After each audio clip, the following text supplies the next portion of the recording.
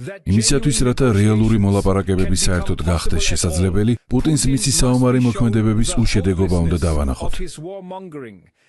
სწორედ ამიტომ ვამბობ, რომ ჩვენ უნდა განვაგრძოთ უკრაინის მხარდაჭერა. ჩვენ გვერდში დაუდგებით უკრაინელ ხალხს, ვიდრე ეს საჭირო იქნება. და გსურს გაყინული რუსული აქტივები ზუსტად ამ მიზანს მოვახმაროთ. პუტინმა უნდა გააცნობიეროს, რომ მას არ მიეცემა შანსი წარმატებას მიაღწიოს ამ ომში ევროპული თავისუფლებისა და მშვიდობის ხარჯზე.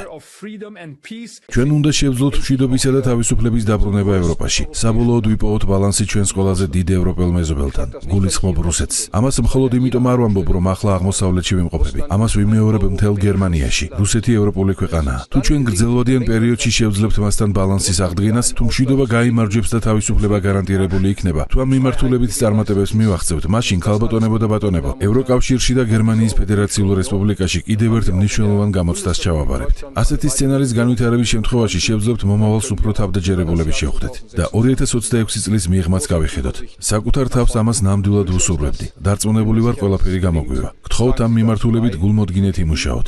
ბედნიერ 2026 წელს გისურვებთ. გამოიწერე და გაიგე ამბები ლიბერალური ცენზურის გარეშე.